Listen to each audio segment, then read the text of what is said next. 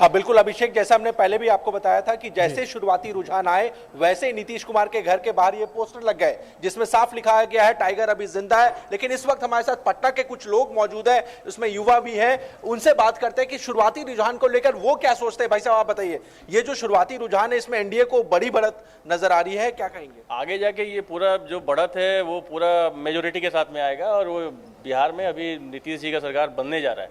इसमें आपको क्या वजह लगता है? वजह इनका महिलाओं को लेके जो इनका जो एक अलग ये रहा एंगल रहा वो उसमें बहुत सपोर्ट रहा। और दूसरी बात कि महिलाओं का जो सपोर्ट जो था, वोटिंग जो हुआ है, महिलाओं का जो इस चुनाव में जो एक अलग एज के साथ लोग जो वोटिंग जो की हुई है उसका इनको बहुत अच्छा ये माइलेज मिलने वाला है। बहुत। आपका क्या नाम हुआ? जी रविकांत पटेल। रविकांत, ये बताइए कि क्या लग रहा है कि रुझान तो एनडीए को दिखा रहा है, आपको क्या लग रहा है क्या होगा परिणाम? ये 100% क्लियर है, इन्हीं का सरकार बनेगा क्योंकि इनके राज में सभी को, सभी वर्ग, सभी तबके का सुरक्षा से जीने का अधिकार है।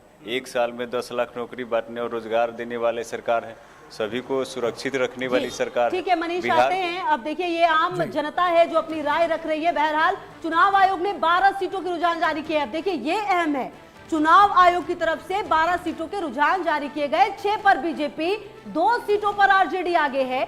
और देखिए ये रुझान महत्वपूर्ण हो सकते हैं क्योंकि ये चुनाव आयोग की तरफ से जारी किए गए हैं। एक सीट पर जेडीयू और कांग्रेस आगे चल रही है। तो राहुल लाल जी, ये रुझान जो चुनाव आयोग ने दिए है, प्रतिक्रिया इस पर भी दीजिए। चिराग की पार्टी भी 2 सीटों पर आगे। और सवाल एक ये भी कि जब अब देखिए पोस्टरबाजी अचानक से तेज हो गई है, क्या ये रुझानों के आने के बाद है? कहा जा रहा है 25 से 30 फिर से नीतीश, और जो पोस्टर लगे गए हैं जिसमें बताया जा रहा है कि टाइगर अभी जिंदा है, ये क्या बता रहा है? क्या ये रुझानों की वजह से? नहीं, रुझान से पहले से ही है। हमें लग रहा है कि जब प्रथम चरण के चुनाव हो गए थे उसके बाद से ही नए पोस्टर भी लग रहे हैं सर अभी। अभी तो लग ही रहे हैं, लेकिन कल रात से ही पोस्टर लगने और शुरू हो गए। हम लोग रात से, सुबह से, मॉर्निंग से लगातार वहां से पोस्टर्स आ रहे हैं। जदयू ऑफिस पे पोस्टर लगते चले जा रहे हैं। नीतीश कुमार के बड़े बड़े पोस्टर लग रहे हैं और उनको टाइगर बताया जा रहा है उन्हें। तो ये देखिए सीधे सीधे कोशिश ये है कि नीतीश कुमार को लेके उनकी पार्टी आक्रामक रहती है। अच्छा, संदेश महागठबंधन को भी और क्या बीजेपी को भी है सर? नहीं, संदेश भारतीय जनता पार्टी को ही है। देखिए वो भारतीय जनता पार्टी को फिर से संदेश है कि उनको नजरअंदाज ना किया जाए।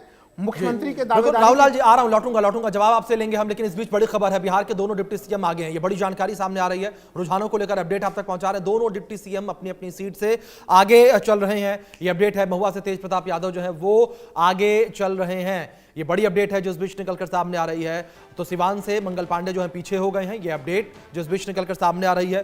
तो दोनों डिप्टी सीएम जो है वो अपनी अपनी सीट से आगे चल रहे हैं। जहां सम्राट चौधरी तारापुर सीट से चुनावी मैदान में है, तो तारापुर सीट से सम्राट चौधरी इस वक्त आगे हैं और उनके सामने आरजेडी से अरुण साह जो है वो चुनावी मैदान में है और इमामगंज से जीतनराम मांझी की बहू जो है वो आगे हैं। तो अगर बात यहां पर एनडीए को लेकर बात करें तो एनडीए लगातार आगे चल रही है।